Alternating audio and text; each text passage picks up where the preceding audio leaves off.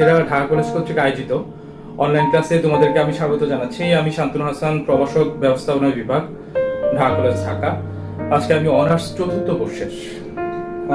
বর্ষের international trade বা আন্তর্জাতিক বাণিজ্য বিষয়ের সপ্তম অধ্যায় নিয়ে আলোচনা করব। ইস্যুস অফ ইন্টারন্যাশনাল ইকোনমিক্স বা আন্তর্জাতিক অর্থনীতির কিছু বিষয় নিয়ে এখানে আলোচনা করব, যেখানে IMF, ওয়ার্ল্ড ব্যাংক এবং ওয়ার্ল্ড ট্রেড অর্গানাইজেশন WTO নিয়ে এই চ্যাপ্টারে বলা আছে। তো আজকে আমি এই চ্যাপ্টার থেকে মূলত তিনটি বিষয় নিয়ে বিস্তারিত আলোচনা করব। প্রথম, তোমাদের এখানে যেটা বলা আছে সেটা হচ্ছে ব্রিটেন উডস সিস্টেম নিয়ে বলা আছে, ওইটা নিয়ে আলোচনা করব। তারপর ব্রিটেন উডস এই সিস্টেমের যে দুটি সংস্থা, ওয়ার্ল্ড ব্যাংক এবং IMF, এই দুটি নিয়ে বিস্তারিত আলোচনা করব। ওয়ার্ল্ড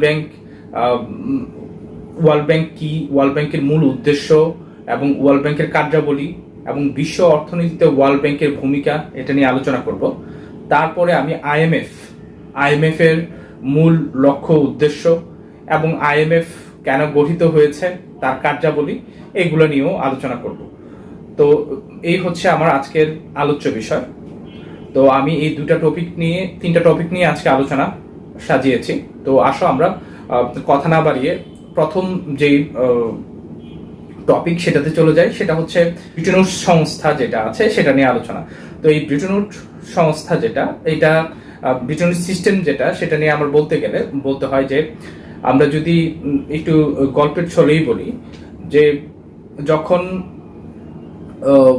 হিটলার কর্তৃক 1939 সালের 1 সেপ্টেম্বর দ্বিতীয় বিশ্বযুদ্ধ, যখন হিটলার কর্তৃক পোল্যান্ড আক্রমণের মাধ্যমে দ্বিতীয় বিশ্বযুদ্ধ যখন শুরু হয়, এই দ্বিতীয় বিশ্বযুদ্ধ চলাকালীন সময়ে বিশ্বের যেই রাজনীতিবিদ ছিলেন এবং বিভিন্ন পর্যায়ে যারা মন্ত্রী এবং গুরুত্বপূর্ণ ব্যক্তিবর্গ বা অর্থনীতিবিদ যারা ছিলেন, তারা বিশ্ব অর্থনীতিতে এই যুদ্ধ পরবর্তী যে অবস্থা, সেটা কিভাবে মোকাবেলা করা যায় সেটা নিয়ে তারা চিন্তা করতে থাকে। এবং এই যুদ্ধ পরবর্তী অবস্থা মোকাবেলা করার জন্য এই যে যুদ্ধ বিধ্বস্ত যেই ভঙ্গুর যে ইউরোপের অর্থনীতি, ইউরোপের প্রত্যেকটা দেশই যুদ্ধের কারণে ধ্বংসস্তূপে পরিণত হয়েছিল।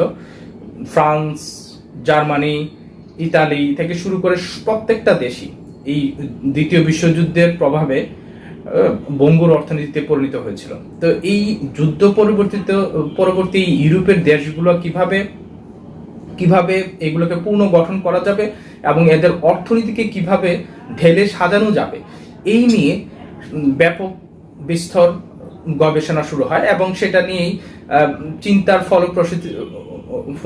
ফলস্বরূপই পরবর্তীতে আমাদের এই ব্রিটেন উডস সম্মেলন, এবং এই ব্রিটেন উডস সম্মেলনে প্রায় 45টা দেশের প্রতিনিধিগণ এই ব্রিটেন উডস সম্মেলনে অংশগ্রহণ করে। এবং এই ব্রিটেন উডস সম্মেলনের 1944 সালে জুলাই 1 থেকে 22 জুলাই পর্যন্ত এইখানে দফায় দফায় এই সম্মেলনে অনেক গুরুত্বপূর্ণ বিষয় নিয়ে আলোচনা করা হয়। এবং এই সম্মেলনের, এই ব্রিটেন উডস যে সম্মেলন, এই সম্মেলন থেকেই আমার এই ওয়ার্ল্ড ব্যাংক এবং IMF, এই ওয়ার্ল্ড ব্যাংকের দুইটি সংস্থা বের হয়ে আসে। এবং বিশ্ব পরবর্তী ভঙ্গুর যেই অবকাঠামো, এটার উন্নয়ন এবং আর্থিক সহযোগিতা করার জন্য এই দুইটা সংস্থা দাঁড় করানো নিয়ে 45টা দেশ ঐক্যমত্য হয়। এবং আমরা জানি যে যুক্তরাষ্ট্রের নিউ হ্যাম্পশায়ারের এখানে ব্রিটেন উডস একটা জায়গা। এই ব্রিটেন উডসে মাউন্ট ওয়াশিংটন হোটেলে তোমার এই সম্মেলনটি অনুষ্ঠিত হয়। তো সেই কারণেই এটাকে আমরা এই সম্মেলন থেকেই, যেহেতু IMF এবং ওয়ার্ল্ড ব্যাংকের উৎপত্তি হয় সেই 1944 সালে, তো সেই কারণে এই IMF এবং ওয়ার্ল্ড ব্যাংকে আমরা ব্রিটেন উডস সংস্থাও বলি। সম্মেলন হয়, এই সম্মেলনে বিশ্বের নেতৃবৃন্দ, 45টা দেশের নেতৃবৃন্দ একত্রিত হয়ে সিদ্ধান্ত গ্রহণ করে যে যুদ্ধ পরবর্তী এই বিশ্বকে পুনর্গঠন এবং অর্থনীতির পুনরুদ্ধারের জন্য অবশ্যই আর্থিক সহায়তা প্রয়োজন, এবং এই সহায়তা এই দুইটা সংস্থা থেকে আসবে। এবং এই দুইটা সংস্থা ওয়ার্ল্ড ব্যাংক এবং IMF এই দুইটা নামে চলে আসে। তো ওয়ার্ল্ড ব্যাংক গঠনের পিছনে যেই উদ্দেশ্য এবং IMF গঠনের পিছনে যে উদ্দেশ্য, এখানে দুইটি প্রতিষ্ঠান গঠনের উদ্দেশ্য প্রায় কাছাকাছি। যে বিশ্ব অর্থনীতিতে যুদ্ধ পরবর্তী বিশ্ব অর্থনীতিকে ঢেলে সাজানোর জন্য আর্থিক সহায়তা দান করার জন্য এই দুইটা প্রতিষ্ঠানকে দাঁড় করানো হয়। এবং এই ব্রিটেনুস সম্মেলনের আগে এই ওয়ার্ল্ড ব্যাংক এবং IMF এই দুইটি সংস্থা গঠন করা যায় এই নিয়ে স্বপ্ন দেখেছিলেন দুজন। একজন হচ্ছে ব্রিটেনের, আমরা এখানে লিখেছি, জন ম্যানার্ড কেনেস, এবং দ্বিতীয় জন হচ্ছে US এর হ্যারি ডেক্সটার হোয়াইট। তো এই জন ম্যানার্ড কেনেস এবং হ্যারি ডেক্সটার হোয়াইট এই দুজনই হচ্ছে ওয়ার্ল্ড ব্যাংক এবং IMF এর স্বপ্নদ্রষ্টা, এবং তাদের এই চিন্তার ফলপ্রসূতিতেই আমরা এই ব্রিটেনুস সম্মেলন থেকে এই দুইটা সংস্থা গঠনের পক্ষে 45টা দেশের ঐক্যমত্যে পৌঁছানো, এবং পরবর্তীতে এই ব্রিটেনুস সম্মেলনের ফল হিসাবে আমরা ওয়ার্ল্ড ব্যাংক এবং IMF গঠিত হতে দেখি। তো আমরা যদি প্রশ্ন করি যে ওয়ার্ল্ড ব্যাংক এবং IMF কখন গঠিত হয়, তো এখানে ওয়ার্ল্ড ব্যাংক এবং IMF গঠনের প্রতিষ্ঠা কাল হবে 1944 সালে, এবং এইখানে স্পেসিফিক কোনো মাস দিয়ে এটাকে ডিক্লারেশন করা যাবে না। এখানে অনেক বই লেখা আছে জুলাই, অনেক বই লেখা আছে ডিসেম্বর। তো এটা 1944 সালে IMF এবং ওয়ার্ল্ড ব্যাংক এই দুটি প্রতিষ্ঠানই গঠিত হয়, এবং এই দুটি প্রতিষ্ঠানের সদর দপ্তর দুটি প্রতিষ্ঠানেরই ওয়াশিংটন ডিসিতে। এবং ওয়ার্ল্ড ব্যাংক এবং IMF এর ক্ষেত্রে নীতি নির্ধারণের ক্ষেত্রে আমরা ওয়ার্ল্ড ব্যাংকের ক্ষেত্রে এখানে প্রেসিডেন্ট নির্বাচিত হয় সবসময় যুক্তরাষ্ট্র থেকে, এবং ওয়ার্ল্ড ব্যাংকের এই প্রেসিডেন্টের মেয়াদ থাকে হচ্ছে 5 বছর, এবং ওয়ার্ল্ড ব্যাংকের সর্বোচ্চ চাঁদাদানকারী প্রতিষ্ঠানও হচ্ছে যুক্তরাষ্ট্র। তো এই ওয়ার্ল্ড ব্যাংক প্রতিষ্ঠিত হওয়ার পরে এই ওয়ার্ল্ড ব্যাংক আনুষ্ঠানিকভাবে তোমার কার্যক্রম শুরু করা হচ্ছে 27 ডিসেম্বর, ঠিক এক বছর পরে 27 ডিসেম্বর 1945 সাল থেকে ওয়ার্ল্ড ব্যাংক তার কার্যক্রম শুরু করে, প্রাতিষ্ঠানিকভাবে এর কার্যক্রম শুরু করার অনুমতি পায় 1945 সালে। তো প্রশ্ন হতে পারে কেন 1944 সালে গঠিত হয়ে 1945 সালে কার্যক্রম শুরু করে? উত্তর খুব সহজ, কারণ আমরা জানি যে 1944 সালে তোমার যুদ্ধ চলছিল, দ্বিতীয় বিশ্বযুদ্ধ। এই দ্বিতীয় বিশ্বযুদ্ধ যেটা অ্যাডলফ হিটলার পোল্যান্ড আক্রমণের মাধ্যমে শুরু করেছিলেন 1939 সালের 1 সেপ্টেম্বর। এই যুদ্ধ তোমার শেষ হয় হচ্ছে 1945 সালের 2 সেপ্টেম্বর। হিটলার মারা যাওয়ার পরে জাপানের আত্মসমর্পণের মধ্য দিয়ে তোমার এই যুদ্ধ আনুষ্ঠানিকভাবে 2 সেপ্টেম্বর 1945 সালে শেষ হয়। তো 2 সেপ্টেম্বর 1945 সালে যখন যুদ্ধ শেষ হয়ে যায়, তার ঠিক 2 মাস পরেই 27 ডিসেম্বর 1945 সালে এই ওয়ার্ল্ড ব্যাংক আনুষ্ঠানিকভাবে তার কার্যক্রম শুরু করে। এবং এর ঠিক পরের বছর 1946 সালের জুন মাসে ওয়ার্ল্ড ব্যাংক এখানে তার এই যে ঋণদান কার্যক্রম, যে ভঙ্গুর অর্থনীতি ইউরোপের যে দেশগুলা, এই অর্থনীতির দেশগুলাকে ঋণদান কার্যক্রমটাও সে শুরু করে এর পরের বছর। আমরা সেই কারণে আনুষ্ঠানিকভাবে কার্যক্রম শুরু করে বলতে পারি হচ্ছে তোমার ঋণদান কার্যক্রমটা 1946 সালের জুন মাস থেকে তারা শুরু করে, এবং প্রথম তারা ঋণ দেয় হচ্ছে প্রায় $250 বিলিয়ন ঋণ দান করে হচ্ছে ফ্রান্সকে। তো ইউরোপের এই যে যুদ্ধ বিধ্বস্ত যে অর্থনীতি, এই অর্থনীতিকে পুনরুদ্ধার করার জন্যই মূলত ওয়ার্ল্ড ব্যাংক গঠন করা হয়েছিল। এবং ওয়ার্ল্ড ব্যাংকের মূল উদ্দেশ্য ছিল যে যুদ্ধ পরবর্তী এই বিধ্বস্ত বিভিন্ন দেশগুলা যারা যুদ্ধের কারণে আক্রান্ত, তাদের এই অবকাঠামোগত উন্নয়নের জন্য যেই অর্থের সহায়তা দরকার হবে, এই অর্থের সাহায্যকারী বা সরবরাহকারী প্রতিষ্ঠান হবে হচ্ছে এই ওয়ার্ল্ড ব্যাংক। এবং এই ওয়ার্ল্ড ব্যাংকের পাশাপাশি তোমার এখানে IMF কাজ করবে। তো IMFটাও সেম, এখানে ওয়ার্ল্ড ব্যাংকের যেই মূলধন সেটা তার সদস্যদের চাঁদার মাধ্যমে সংগৃহীত হয়। ঠিক আইএমএফ এর ক্ষেত্রে এখানে আইএমএফ দেখা গেছে যে ওয়ার্ল্ড ব্যাংক থেকেও একটু ব্যতিক্রমী কাজ করে, সেটা হচ্ছে আইএমএফ ব্যক্তি খাত থেকেও অর্থ সংগ্রহ করে বেসরকারি বিভিন্ন প্রকল্পে তারা বিনিয়োগ করে থাকে। তো সেই কারণে আমরা এখানে আইএমএফ এর ক্ষেত্রে বলে থাকি যে আইএমএফটা বিভিন্ন দেশের মধ্যে আর্থিক সরবরাহ বা লেনদেন এর ভারসাম্য বজায় রাখা এবং বিভিন্ন দেশের এই সুদের হার বা এখানে আমরা যে এক্সচেঞ্জ রেট আছে, তো এই এক্সচেঞ্জ রেট ঠিক রাখা এবং মূল্যের যাতে অর্থের যাতে অবমূল্যায়ন না হয় সেই দিকে খেয়াল রাখা। তো এইসব উদ্দেশ্য নিয়েই এবং বিভিন্ন বৈদেশিক বিনিয়োগ বিভিন্ন দেশগুলোতে উৎসাহিত করা এবং বিভিন্ন খাত খুঁজে বের করে এই বৈদেশিক বিনিয়োগ বিভিন্ন দেশ থেকে এই বৈদেশিক বিনিয়োগগুলা ওইখানে নিয়ে যাওয়া এবং এই বিনিয়োগ পরবর্তী ওইখান থেকে তাদের সুদ এবং জামানত স্বরূপ ওই দেশ থেকে তোমার অর্থ আদায় করা। তো এই কাজগুলো সাধারণত আইএমএফ করে থাকে। তো আইএমএফ এর এইসব কার্যাবলী আমরা একটু পরে করব।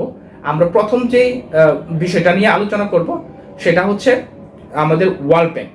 তো আমরা এখন এতক্ষণ যে আলোচনা করেছি, এতক্ষণের আলোচনা থেকে আমরা মোটামুটি এখানে ওয়ার্ল্ড ব্যাংক ব্রিটেন উডস যেই সম্মেলন হয়েছিল এটা নিয়ে একটু আমরা আলোচনা চালিয়ে যাচ্ছিলাম। ওয়ার্ল্ড ব্যাংক নিয়ে এটা একটু নিচে পড়ে গেছে। তো এটা নিয়ে আমরা যদি বলতে চাই যে ব্রিটেন উডস যে সিস্টেমের কথা বলা হয়েছে, আমরা আসলে সিস্টেম বলতে এখানে অনেকগুলো ইন্টার রিলেটেড এবং ইন্টার ডিপেন্ডেন্ট অ্যাক্টিভিটিসের সমন্বয়কে বলি, যেটা একটা পরিকল্পনা নিয়ে একই সূত্রে গ্রন্থিত করা হয় যাতে একটা উদ্দেশ্য সাধন করা যায়। তো এই ব্রিটেন উডস সিস্টেমের মূল যে ইন্টারলিঙ্ক এবং ইন্টারডিপেন্ডেন্ট কাজগুলো ছিল সেটা হচ্ছে ওয়ার্ল্ড ব্যাংক এবং আইএমএফ।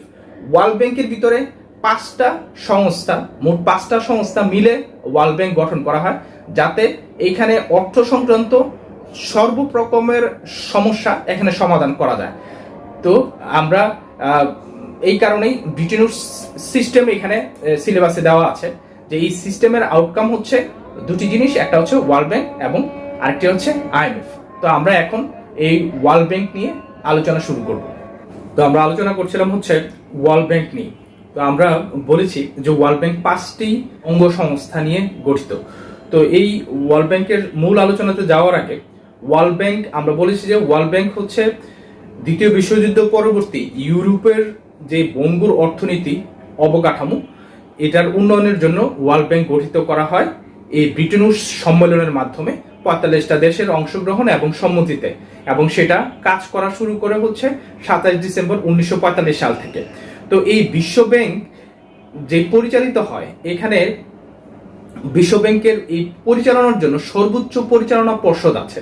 তো এই সর্বোচ্চ পরিচালনা পর্ষদ প্রত্যেকটি সদস্য রাষ্ট্র থেকে একজন করে এখানে সদস্য নিয়ে এবং একজন বিকল্প সদস্য নিয়ে প্রত্যেক সদস্য রাষ্ট্র থেকে এখানে পরিচালনা পর্ষদ গঠন করা হয় এবং এই পরিচালনা পর্ষদই ওয়ার্ল্ড ব্যাংকের পরিচালনায় অংশগ্রহণ করে। এছাড়াও 24টি দেশের সদস্য রাষ্ট্র কার্যনির্বাহী পরিচালনা পর্ষদের 24টি পাওয়ারফুল সদস্য রাষ্ট্র কার্যনির্বাহী পরিচালনা পর্ষদের সদস্য, যাদের মাধ্যমে ওয়ার্ল্ড ব্যাংকটা মূলত পরিচালিত হয়। তো ওয়ার্ল্ড ব্যাংকের সর্বোচ্চ যে সংস্থা বা কর্তৃপক্ষ সেটা হচ্ছে আমরা বলি হচ্ছে পরিচালনা পর্ষদ। তো এই পরিচালনা পর্ষদের পরেই হচ্ছে আমরা নির্বাহী পরিচালক মণ্ডলী, যেটা 24টা দেশের সদস্যদেরকে নিয়ে গঠিত হয়। তো এই ওয়ার্ল্ড ব্যাংকের এই কাজ পরিচালনার জন্য যে সদস্য দেশগুলো আছে তাদের এখানে পাওয়ার সম্পর্কে যদি আমি বলতে চাই, ওয়ার্ল্ড ব্যাংকের যারা সদস্য রাষ্ট্র সবার ভোট দান করার ক্ষমতা সমান না। যেমন আমরা জাতিসংঘের ক্ষেত্রে জানি যে প্রত্যেকটা সদস্য রাষ্ট্রের একটি করে ভোট থাকে এবং ভেটো প্রদানের ক্ষমতা এখানে মূলত দেখা যায় যে 5টি দেশের আছে। তো ওয়ার্ল্ড ব্যাংকের ক্ষেত্রে এইখানে যাদের চাঁদা প্রদান করার পরিমাণ বেশি সেই সব রাষ্ট্রগুলাই এখানে ভোটদানের ক্ষমতাও তাদের বেশি থাকে। তো সেই কারণে ওয়ার্ল্ড ব্যাংকের নীতি নির্ধারণ করার ক্ষেত্রে যে বেশি চাঁদা দিবে যে দেশগুলা, সেই সব দেশগুলার ভোটিং পাওয়ারটা বেশি হয় এবং সিদ্ধান্ত তাদের অনুযায়ী গৃহীত হয়। যেমন এখানে সর্বোচ্চ চাঁদা প্রদানকারী দেশগুলোর কথা যদি আমি বলি, এখানে যুক্তরাজ্য, জাপান, জার্মানি, চীন, তো তারা এখানে সর্বোচ্চ চাঁদা প্রদানকারী দেশ হিসেবে ওয়ার্ল্ড ব্যাংকে চাঁদা প্রদান করে থাকে এবং তাদের সিদ্ধান্ত অনুযায়ী এখানে ওয়ার্ল্ড ব্যাংকটা পরিচালিত হয়। তো এখানে আমরা ওয়ার্ল্ড ব্যাংক নিয়ে যদি কথা বলতে যাই, ওয়ার্ল্ড ব্যাংক আমরা বলেছি যে ওয়ার্ল্ড ব্যাংক হচ্ছে 5টি সংস্থার সংমিশ্রণে গঠিত হচ্ছে ওয়ার্ল্ড ব্যাংক। ওয়ার্ল্ড ব্যাংক আলাদা কোনো কিছু না, 5টি সংস্থাকে একত্রিতভাবেই ওয়ার্ল্ড ব্যাংক হিসাবে আমরা দেখে থাকি। তো প্রথম যে সংস্থাটা, তো এইখানে ওয়ার্ল্ড ব্যাংক যখন গঠিত হয়, যখন ওয়ার্ল্ড ব্যাংক গঠিত 1944 সালে যখন আমরা এই ব্রিটেন সম্মেলনের মাধ্যমে ওয়ার্ল্ড ব্যাংক গঠনের কথা বলি, তো ওয়ার্ল্ড ব্যাংক যাত্রা শুরু করে হচ্ছে আইবার্ট দিয়ে, বা আইবার্ট এই সংস্থা হিসাবেই ওয়ার্ল্ড ব্যাংক প্রথম যাত্রা শুরু করে। তো আইবার্ট হচ্ছে যে international bank for reconstruction and development, যে আমরা পুনর্গঠন এবং অর্থনৈতিক উন্নয়নের জন্য গঠিত আন্তর্জাতিক ব্যাংক হিসাবে ওয়ার্ল্ড ব্যাংকের যাত্রা শুরু হয়। এবং ইউরোপের বিভিন্ন দেশগুলোকে ওয়ার্ল্ড ব্যাংক বিভিন্ন হারে ঋণ দান করে এই সংস্থার মাধ্যমে ওয়ার্ল্ড ব্যাংকের ফর্মাল যাত্রা শুরু হয়। তো আসো আমরা এই ওয়ার্ল্ড ব্যাংকের যে সংস্থাগুলো আছে এই সংস্থাগুলো সম্পর্কে একটু ভালো করে জেনে নেই। তো ওয়ার্ল্ড ব্যাংক 5টা অঙ্গ সংগঠন নিয়ে যেহেতু গঠিত, প্রথম অঙ্গ সংগঠনটার কথা আমরা বলছি যে international bank for reconstruction and development. এবং এই ব্যাংকটা, এই সংস্থাটা ওয়ার্ল্ডের যে উন্নত দেশগুলো আছে যাদের জিডিপির পরিমাণ, মাথাপিছু জিডিপির পরিমাণ $800 উপরে, তাদেরকে 7% হারে 15 থেকে 20 বছরের জন্য ওয়ার্ল্ড ব্যাংক ঋণ দিয়ে থাকে। এবং এই ওয়ার্ল্ড ব্যাংকের ঋণ দান করার জন্য যে দেশগুলো মনোনীত হয় তাদেরকে ওয়ার্ল্ড ব্যাংকের ঋণ পাওয়ার জন্য এখানে নির্দিষ্ট প্রসেস অনুসরণ করে আবেদন করতে হয় এবং ঋণ পাওয়ার জন্য তাদেরকে জামানতও রাখতে হয়। এবং ওয়ার্ল্ড ব্যাংকের যে অর্থ প্রদান করা হয় বিভিন্ন প্রকল্প, এবং প্রকল্পগুলো সবচেয়ে বেশি গুরুত্বপূর্ণ এবং আর্থসামাজিক উন্নয়নে সবচেয়ে বেশি অবদান রাখবে সেসব প্রকল্প সমূহেই আসলে ওয়ার্ল্ড ব্যাংক ঋণ দান করে থাকে। তো এই ওয়ার্ল্ড ব্যাংকের এই ঋণ দান করার এই আইবার্ট যে সংস্থাটা আছে, প্রথম সংস্থাটা, এটার মাধ্যমে ওয়ার্ল্ড ব্যাংক যাত্রা শুরু করে। পরবর্তীতে দেখা গেল এই আইবার্টের পরে আইবার্ট যখন ঋণ দিচ্ছে, এখানে $800 উপরে যাদের মাথাপিছু জিডিপি তাদেরকেই ঋণ দিচ্ছে 7% হারে সুদে। কিন্তু এখানে যারা অনুন্নত দেশ, যাদের মাথাপিছু আয় $800, মাথাপিছু জিডিপি $800 নিচে, তাদের ক্ষেত্রে ঋণ দান করার জন্য এই ওয়ার্ল্ড ব্যাংকের আরেকটি সংস্থা গঠিত হয়, সেটাকে আমরা বলি হচ্ছে আইডিএ, যেটা এখানে আমরা বলি হচ্ছে ইন্টারন্যাশনাল ডেভেলপমেন্ট অ্যাসোসিয়েশন, বা এটাকে আন্তর্জাতিক উন্নয়ন সমিতিও আমরা বলে থাকি। তো এই আন্তর্জাতিক উন্নয়ন সমিতি বা আইডিএ এই $800 নিচে যাদের মাথাপিছু জিডিপি, সেই সব দেশগুলোকে তারা বিনা সুদে ঋণ দিয়ে থাকে, এবং তারা শুধু একটা সার্ভিস চার্জ এই ক্ষেত্রে নিয়ে থাকে 0.75%। এখানে সার্ভিস চার্জ নিয়ে তারা ওইসব দেশগুলোকে ঋণ দিয়ে থাকে যাদের মাথাপিছু জিডিপি $800 নিচে, এবং তারা এখানে 25 থেকে 30 বছরের জন্য এই ঋণ পরিশোধের সময়সীমা ধার্য করে থাকে। তো দ্বিতীয় সংস্থাটা আমরা বলে ফেললাম যে ওয়ার্ল্ড ব্যাংকের এই 5টা সংস্থার ভিতর 2টা সংস্থা চলে গেল। 3 নম্বর যে সংস্থাটা আছে, 3 নম্বর সংস্থাটা হচ্ছে আমরা এই 2টা সংস্থার পাশাপাশি এখানে আর্থিক সহায়তা প্রদান করার জন্য বিশ্বের দেশগুলোকে আরেকটি সংস্থারও এখানে প্রয়োজন উপলব্ধি হয়। সেটা হচ্ছে এখানে যারা 7% হারে সুদ নিচ্ছে সেই সব দেশ, আবার যারা এখানে অনুন্নত বা দারিদ্র দেশ, তাদের ছাড়াও এখানে অন্যান্য দেশেরও অনেক সময় আর্থিক সহযোগিতার প্রয়োজন হতে পারে।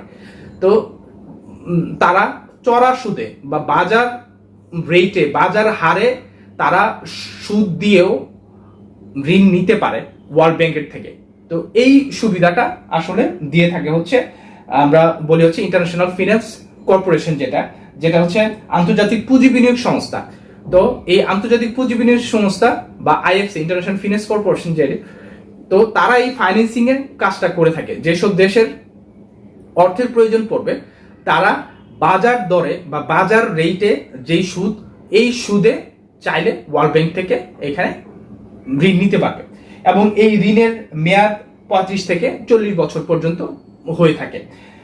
তো এরপরে হচ্ছে এই আমরা যে এই ঋণের কথা বললাম বা সুদে ওয়ার্ল্ড ব্যাংক থেকে টাকা ধার নেওয়ার কথা বললাম, তো এই ধার নেওয়া ধার দেওয়া এইগুলোর প্রত্যেক ক্ষেত্রেই এখানে সদস্য দেশগুলো জড়িত থাকে। তো এই সদস্য দেশগুলো যারা এখানে উন্নত দেশ, যাদের টাকা বেশি, তারা অনুন্নত দেশে বিনিয়োগ করে, অথবা যাদের এখানে টাকা কম, অর্থনীতি পুনরুদ্ধারের জন্য উন্নয়নশীল দেশ, তাদেরকেও টাকা ধার দেয় উন্নত দেশগুলা। তো সেই ক্ষেত্রে এখানে একটা সমস্যা দাঁড়ায় যে এই যে বৈদেশিক বিনিয়োগ বা এই যে বৈদেশিক যে এই যে ঋণ দান করা, তো এই ক্ষেত্রে এখানে আমার যে টাকাটা ইনভেস্ট হচ্ছে, এই টাকাটা ইনভেস্ট করা অথবা সেটা আবার ফেরত পাওয়া, এই ক্ষেত্রে কিছু সমস্যা তৈরি হয়। তো এই সমস্যা তৈরি হয়, এই সমস্যাটা সমাধান করার জন্যই পরবর্তীতে এখানে এস্টাবলিশ হচ্ছে ইকসিট, যেটা আমরা বলি যে international centre for settlement of investment dispute, যে এখানে যে বিনিয়োগ সংক্রান্ত যেই যেই সমস্যা উদ্ভূত হয় বা বিরোধ তৈরি হয়, এই বিনিয়োগ সংক্রান্ত বিরোধ নিষ্পত্তি করার জন্য এই ইন্টারন্যাশনাল সেন্টার হিসাবে ইকসিট 1966 সালে গঠিত হয়। এবং এই ইকসিট দুটি দেশের মধ্যে যে বিনিয়োগ সংক্রান্ত যে বিরোধ, যে আমার দুইটা দেশের ভিতরে, তো এই দুইটা দেশের ভিতরে এই বিনিয়োগ সংক্রান্ত বিরোধ নিষ্পত্তির জন্য এই ইকসিট 1966 সালে প্রতিষ্ঠিত হওয়ার পর থেকে কাজ শুরু করে। এছাড়াও আরেকটা সংস্থা এখানে ওয়ার্ল্ড ব্যাংকের এখানে আছে, সেটা হচ্ছে আমরা মিগা বলি, যে মাল্টিল্যাটারাল ইনভেস্টমেন্ট গ্যারান্টি এজেন্সি, যে বহুপাক্ষিক বিনিয়োগ নিশ্চয়তা সংস্থা, যে এখানে বিভিন্ন লেভেলে এখানে বেশি, মাঝারি বা কম এই আকারের ঋণ বা বিনিয়োগ হয়ে থাকে, বিভিন্ন দেশে করে থাকে। তো এই যে ঋণ দান করার যে পদ্ধতি, তো এইখানে এই মিগা যে কোনো দেশকে অন্য কোনো দেশে যেখানে বিনিয়োগ হবে, ওই দেশের বিনিয়োগের ক্ষেত্রে নিশ্চয়তা প্রদান করে থাকে যে তারা এই বিনিয়োগকৃত অর্থটা ফেরত পাবে, এবং ওয়ার্ল্ড ব্যাংকের হয়েই বা ওয়ার্ল্ড ব্যাংক হয়েই এই দেশগুলো ওই দেশে বিনিয়োগ করে থাকে। তো সেই ক্ষেত্রে তারা টাকা ফেরত পাওয়ার নিশ্চয়তাটা পেয়ে থাকে। তো বিনিয়োগকারী দেশ এবং যেখানে বিনিয়োজিত হচ্ছে, তো সেই সব দেশ থেকে টাকা উদ্ধার করার ক্ষেত্রে গ্যারান্টি এজেন্সি হিসাবে ওয়ার্ল্ড ব্যাংকটা কাজ করে। তো এই হচ্ছে 5টা সংস্থা যাদের সমন্বয়ে আসলে ওয়ার্ল্ড ব্যাংকটা গঠিত। তো ওয়ার্ল্ড ব্যাংক বলতে আমরা আলাদা কোনো কিছু না, এই 5টা সংস্থার সম্মিলিত কার্যক্রমটা কি আসলে আমরা ওয়ার্ল্ড ব্যাংক বলে থাকি। তো প্রথম বলেছি হচ্ছে যে 1944 সালে যখন যুদ্ধ চলছিল, এই যুদ্ধের সময় যে যুদ্ধ বিধ্বস্ত বঙ্গুর অর্থনীতির ইউরোপকে পুনরুদ্ধার করার জন্য এখানে 1944 সালে প্রথম আইভার্ট এটা প্রতিষ্ঠা করার জন্য উদ্যোগ নেওয়া হয় এবং প্রথম ওয়ার্ল্ড ব্যাংক সংস্থা হিসাবে এইটা চালু হয়, এবং এটাই অর্থনীতি পুনরুদ্ধারের জন্য বিভিন্ন ইউরোপের দেশগুলোকে ঋণ দান করা শুরু করে। পরবর্তীতে যারা অনুন্নত দেশ, যাদের ঋণ প্রয়োজন কিন্তু তারা সুদ দিতে পারবে না, ঋণের ক্ষেত্রে ঋণ নিলেও এটা সুদ সহ ফেরত দিতে পারবে না, সেই সব দেশের সহায়তা করার জন্য আসে হচ্ছে আইডিএ, ইন্টারন্যাশনাল ডেভেলপমেন্ট অ্যাসোসিয়েশন। তো এই আন্তর্জাতিক উন্নয়ন সংস্থা শুধুমাত্র 0.75% সার্ভিস চার্জে এখানে ওইসব অনুন্নত দেশগুলোকে ঋণ দানের সুযোগ দিয়ে থাকে। এরপরে 3 নম্বর সংস্থা হিসাবে আসে হচ্ছে এখানে উন্মুক্তভাবে বাজার দরে বা বাজারে যে সুদ, সেই সুদ হারে যে কোনো দেশ চাইলে ওয়ার্ল্ড ব্যাংকের থেকে ঋণ নিতে পারবে, এবং এইটার জন্য ইন্টারন্যাশনাল ফাইন্যান্স কর্পোরেশন আইএফসি এখানে গঠিত হয় এবং 1956 সালে এইটা কার্যক্রম শুরু করে। এরপরে এখানে এতগুলো অর্থ সংক্রান্ত সংস্থা যেহেতু কাজ করছে, অনেকগুলা দেশের ভিতরে।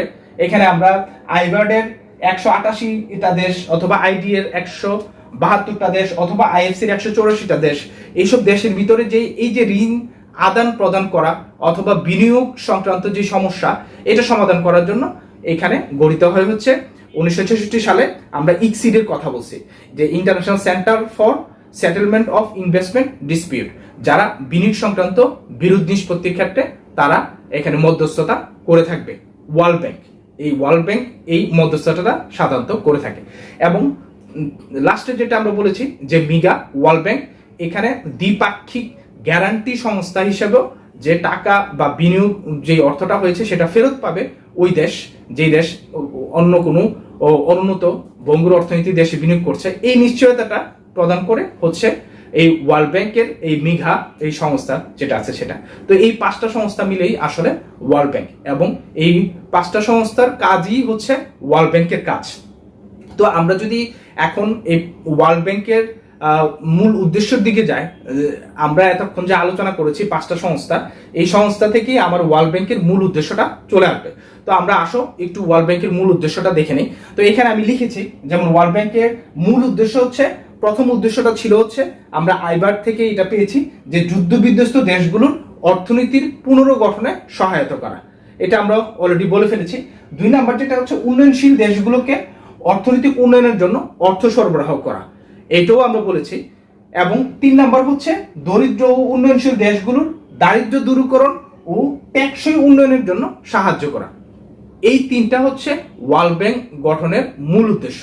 তো আমরা এই 3টা মূল উদ্দেশ্য অলরেডি আলোচনার ভিতরে চলে আসে, যে ওয়ার্ল্ড ব্যাংকের এই যে 5টা সংস্থার কথা আমরা বলছি, যেটা বিভিন্ন সময় গঠিত হয়েছে, এই ওয়ার্ল্ড ব্যাংকের এই 5টা সংস্থা এই 3টা মূল উদ্দেশ্যকে সামনে নিয়েই কাজ করছে। এবং এই ওয়ার্ল্ড ব্যাংকের এই 3টা মূল উদ্দেশ্যকে সামনে রেখেই যেহেতু এই 5টা সংস্থা গঠিত হয়েছে, সেহেতু তাদের কার্যক্রমে এই মূল উদ্দেশ্যগুলোর প্রতিফলন আমরা সবসময় দেখতে পাই। যেমন এখানে আমরা বিভিন্ন এই যে দারিদ্র দেশগুলোর দারিদ্র দূরীকরণ এবং টেকসই উন্নয়নে ওয়ার্ল্ড ব্যাংকের বিভিন্ন ধরনের আমরা প্রকল্প দেখে থাকি। তো এই ওয়ার্ল্ড ব্যাংকের বিভিন্ন প্রকল্পগুলো যেমন প্রাইমারি লেভেলে এখানে নারী শিশুদের শিক্ষাদান করা, অথবা এখানে জন্ম নিয়ন্ত্রণে বা এখানে থার্ড ওয়ার্ল্ড কান্ট্রি যে অত্যধিক জনসংখ্যার এই যে পরিবার পরিকল্পনার যেই প্রকল্পগুলো সবগুলো সাধারণত এই টেকসই উন্নয়নের জন্য ওয়ার্ল্ড ব্যাংকের পক্ষ থেকেই নেওয়া হয়ে থাকে। তো এই হচ্ছে ওয়ার্ল্ড ব্যাংকের মূল লক্ষ্য উদ্দেশ্য। তো এই লক্ষ্য উদ্দেশ্য কেন্দ্র করেই এই ওয়ার্ল্ড ব্যাংকের কাজগুলো সাজানো হয়। তো আমরা যদি এখন ওয়ার্ল্ড ব্যাংকের কাজগুলোতে যাই, আমরা যেহেতু 5টা সংগঠনের আইডিয়া জেনে ফেলেছি, তো কাজগুলো আমাদের ক্ষেত্রে সহজ হয়ে যাবে। তো ওয়ার্ল্ড ব্যাংকের যে কাজগুলো, প্রথম যে কাজটা তোমরা যদি সেটাতে যাও, অনুন্নত উন্নয়নশীল দেশের বিভিন্ন প্রকল্পে আর্থিক সহায়তা প্রদান করা। যে অনুন্নত এবং উন্নয়নশীল এই দেশগুলোর বিভিন্ন প্রকল্পে ওয়ার্ল্ড ব্যাংক সহায়তা করে থাকে। যেমন আমরা এখানে প্রকল্প যদি বলি, যেমন বাংলাদেশের যে মেঘা প্রকল্পগুলো ছিল, এই মেঘা প্রকল্পগুলোতে ওয়ার্ল্ড ব্যাংকের সহায়তা ছিল। এই পদ্মা সেতুতেও আমাদের ওয়ার্ল্ড ব্যাংকের সহায়তার কথা ছিল, কিন্তু বাংলাদেশ সরকার পদ্মা সেতু নিজ অর্থায়নে করছে, এটা আমাদের কাছে গর্বের বিষয়। তো এইভাবেই ওয়ার্ল্ড ব্যাংক এই যে বিভিন্ন বিশ্বের যেই বড় বড় আমরা যদি বলি যে হাইড্রোলিক ড্যাম থেকে শুরু করে এখানে সেতু, ব্রিজ, রাস্তাঘাট অথবা এখানে ফ্লাইওভার নির্মাণ, এগুলোর ক্ষেত্রে ওয়ার্ল্ড ব্যাংক সাধারণত এই প্রকল্প ভিত্তিক ঋণ প্রদান করে থাকে, অনুদান না ঋণ প্রদান করে থাকে। এবং ঋণের হারও আমরা বলেছি যে 7%, এবং এখানে শুধুমাত্র চার্জ দিয়ে ঋণ প্রদান করে থাকে। এরপর হচ্ছে ওয়ার্ল্ড ব্যাংকের দ্বিতীয় কাজ যেটা আছে, ছোট বড় জরুরি এবং উপযোগী প্রকল্প সমূহে অগ্রাধিকার ভিত্তিতে তারা নির্বাচন করে সেখানে অর্থায়ন করে থাকে। তো ওয়ার্ল্ড ব্যাংকের এটা হচ্ছে দ্বিতীয় কাজ। এখানে ছোট হোক বড় হোক, এখানে জরুরি অথবা অগ্রাধিকার ভিত্তিতে যে প্রকল্পগুলো সেগুলা ওয়ার্ল্ড ব্যাংক এখানে তাদের কাছে যে আবেদনগুলো পড়ে সেগুলো থেকে তারা বাছাই করে যেটা সবচেয়ে অগ্রাধিকার ভিত্তিক প্রকল্প, সেটাতে তারা আগে এখানে তাদের ঋণগুলো দিয়ে থাকে। যেমন এখানে আমরা বলতে পারি যে ওয়ার্ল্ড ব্যাংকের এখানে পরিবেশ সংরক্ষণের জন্য, বনায়ন অথবা এখানে দূষণ কমানোর জন্য ওয়ার্ল্ড ব্যাংকের এখানে যে ফান্ড সেগুলো বিভিন্ন দেশগুলো পেয়ে থাকে, বাংলাদেশও পেয়েছে। তো এই কারণেই আমরা এখানে এই এই কাজটাও ওয়ার্ল্ড ব্যাংক করে থাকে, দেখে থাকি। তৃতীয় কাজটা যেটা আছে, সদস্য দেশসমূহের পুঁজি বিনিয়োগের সুবিধা সৃষ্টি করে পুনর্গঠন ও উন্নয়নে সহায়তা করা। যে ওয়ার্ল্ড ব্যাংকের যে সদস্য দেশগুলো আছে, এই ওয়ার্ল্ড ব্যাংকের সদস্য দেশগুলোতে বিভিন্ন উন্নত দেশগুলো পুঁজি বিনিয়োগ করতে উৎসাহিত করে ওয়ার্ল্ড ব্যাংক, এবং পুঁজি বিনিয়োগের সুযোগ সৃষ্টি করে তাদের যে বঙ্গুর অর্থনীতি সেটাকে পুনর্গঠন এবং উন্নয়নে ওয়ার্ল্ড ব্যাংক সরাসরি অর্থ সহায়তা দিয়ে সাহায্য করে থাকে। অনেক দেশ আছে যাদের পুনর্গঠন এবং অর্থনৈতিক উন্নয়নের জন্য অর্থের প্রয়োজন। তো এই অর্থটা সাধারণত ওয়ার্ল্ড ব্যাংক এবং ওয়ার্ল্ড ব্যাংকের বিভিন্ন যারা চাঁদাদানকারী প্রতিষ্ঠান তাদের মাধ্যমে গঠিত মূলধন থেকে দিয়ে থাকে।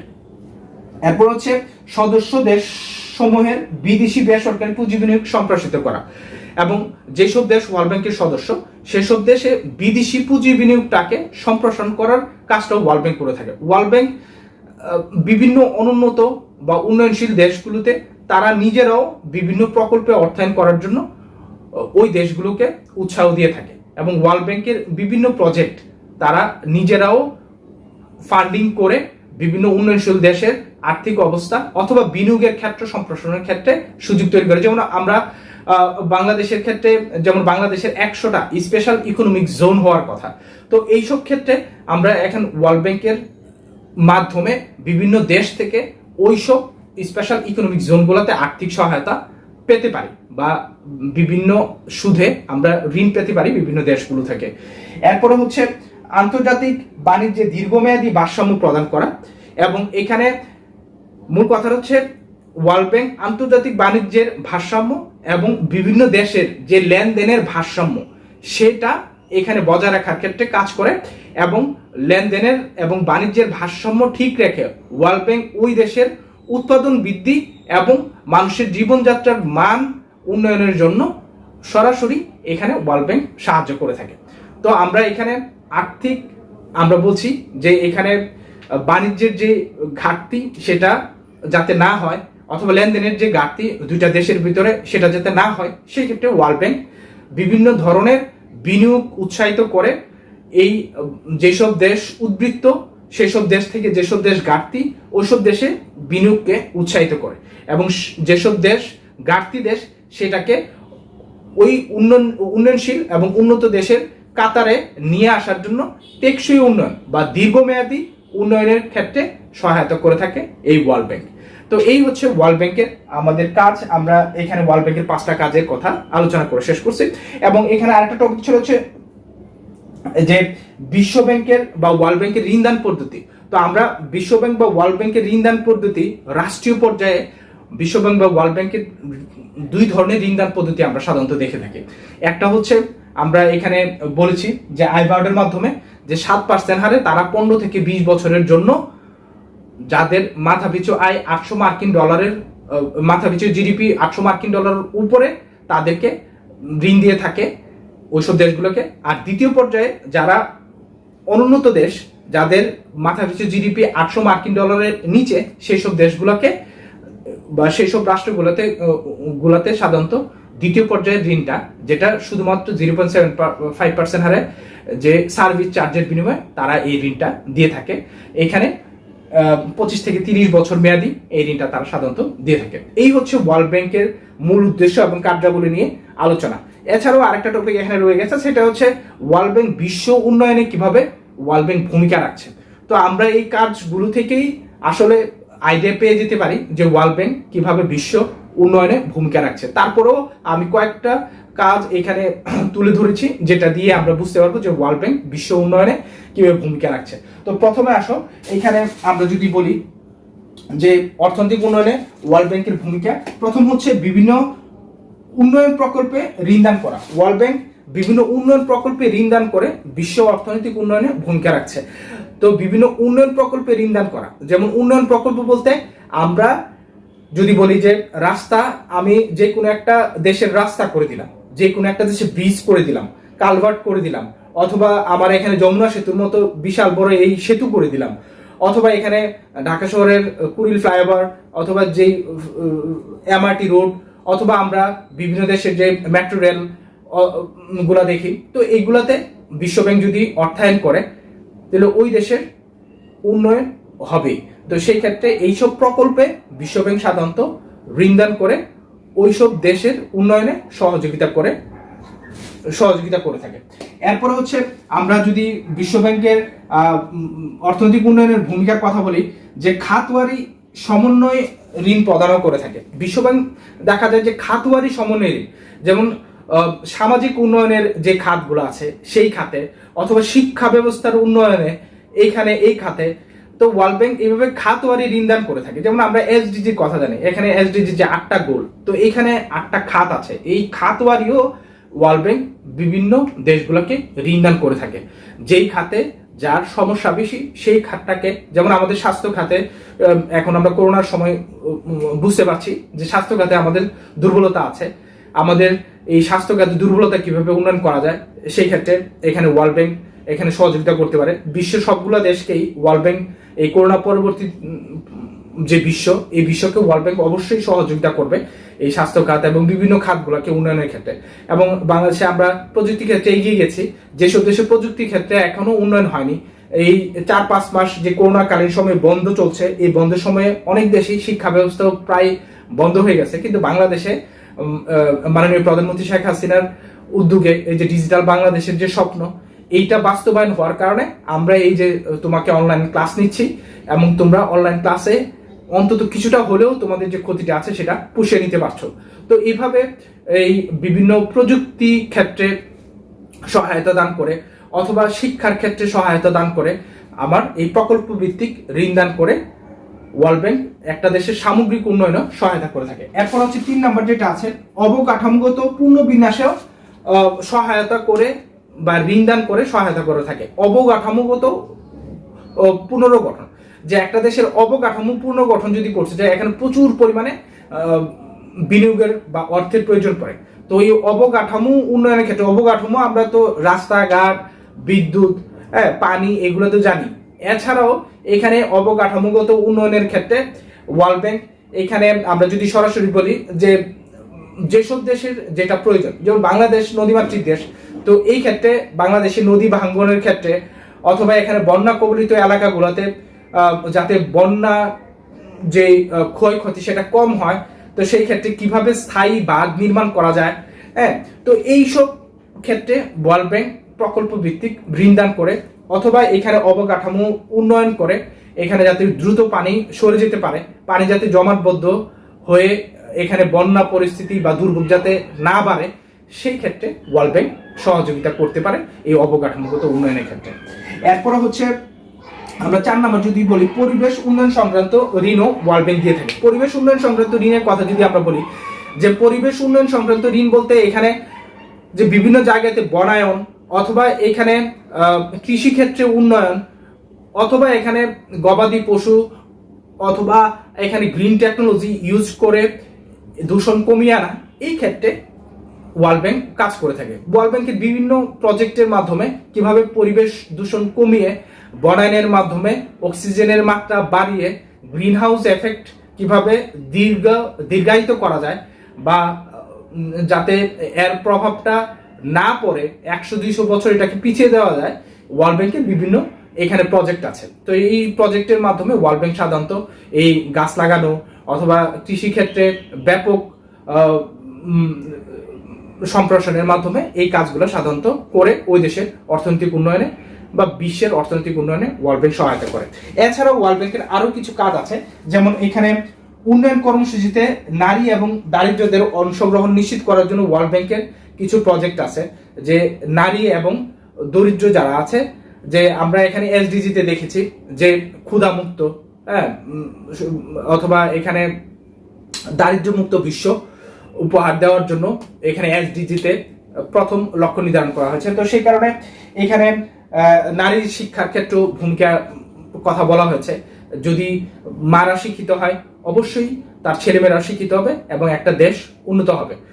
একটা দেশের অর্ধেক জনসংখ্যাকে অশিক্ষিত ও কর্মহীন অথবা অন্ধকার রেখে কখনোই একটা দেশ উন্নতি করতে পারে না। তো সেই কারণে ওয়ার্ল্ড ব্যাংকের প্রজেক্টে মূল প্রকল্পেই এখানে অর্থায়নের ক্ষেত্রে নারীদেরকে যাতে সম্মুখে নিয়ে আসা হয় এবং তাদেরকে যাতে অনগ্রসরতা থেকে শিক্ষার মূল ধারাতে নিয়ে আসা যায়, সেই ক্ষেত্রে বিভিন্ন প্রকল্পে বা এই ধরনের প্রকল্পে বিশ্বব্যাংক ঋণ দান করার ক্ষেত্রে উৎসাহ প্রদান করে। এরপরে হচ্ছে এখানে প্রাইমারি শিক্ষায় নারী এবং নারী শিশুদের অংশগ্রহণমূলক প্রকল্পেও ওয়ার্ল্ড ব্যাংক সহায়তা করে থাকে, এবং জনসংখ্যা বৃদ্ধি রোধে পরিবার পরিকল্পনা কর্মসূচিতে ওয়ার্ল্ড ব্যাংক সহায়তা করে থাকে, এবং এখন মানব সম্পদের উন্নয়ন এবং প্রাতিষ্ঠানিক শক্তি বৃদ্ধিতে ওয়ার্ল্ড ব্যাংক মানব সম্পদ উন্নয়নের জন্য বিভিন্ন ধরনের প্রশিক্ষণের ব্যবস্থা করে থাকে। হ্যাঁ, বাইরের দেশে যে রিসোর্স পার্সন গুলো আছে তাদের কাছ থেকে অনুন্নত দেশের যারা আনএক্সপেরিয়েন্স তাদেরকে ট্রেনিং এর ব্যবস্থা করে ওয়ার্ল্ড ব্যাংক এই সুযোগটা সাধারণত করে থাকে, অথবা ওয়ার্ল্ড ব্যাংক থেকেই এখানে বিভিন্ন দেশগুলোতে ওয়ার্ল্ড ব্যাংক থেকে লোকরা এসে এখানে বিভিন্ন খাতে ওয়ার্ল্ড ব্যাংকের সরাসরি ফান্ডিং এর মাধ্যমে এখানে এই ক্ষেত্রে উন্নয়নের ক্ষেত্রে তারা সহযোগিতা করে থাকে। যেমন আমরা বিশ্ব ব্যাংকের অর্থায়নে বিভিন্ন দেশের বিশ্ববিদ্যালয়গুলোর কথা বলি, যে ইউজিসির যে ফান্ডগুলো আছে সেগুলো ওয়ার্ল্ড ব্যাংকের অর্থায়নে এখানে শিক্ষা ক্ষেত্রে কিভাবে রিসার্চ বেস বা গবেষণাধর্মী শিক্ষা বাড়ানো যায়, অথবা ইউনিভার্সিটিতে যাতে গবেষণাটা কন্টিনিউয়াস হয় এবং এটার মান যাতে উন্নত লেভেলে হয়, তো এই ক্ষেত্রে ওয়ার্ল্ড ব্যাংক সহায়তা করে থাকে। তো এইভাবেই ওয়ার্ল্ড ব্যাংক পুরো বিশ্বের অর্থনৈতিক উন্নয়নে ভূমিকা রেখে থাকে। তো এইভাবে আমরা এখানে যে তোমাদের যে সপ্তম অধ্যায়ের যে আলোচনা, যে ব্রিটেন উডস সিস্টেমের দুইটি আউটকাম ওয়ার্ল্ড ব্যাংক এবং IMF, তো আমরা ওয়ার্ল্ড ব্যাংকের আলোচনা এই পর্যন্ত শেষ করলাম। তো আমরা এতক্ষণ তোমাদের এই সপ্তম অধ্যায়ের ইস্যুজ অফ ইন্টারন্যাশনাল ইকোনমিক্স অথবা আন্তর্জাতিক অর্থনীতির যে বিষয়গুলো, এটার একটি টপিক সেটা হচ্ছে ওয়ার্ল্ড ব্যাংক নিয়ে এতক্ষণ আলোচনা করেছি।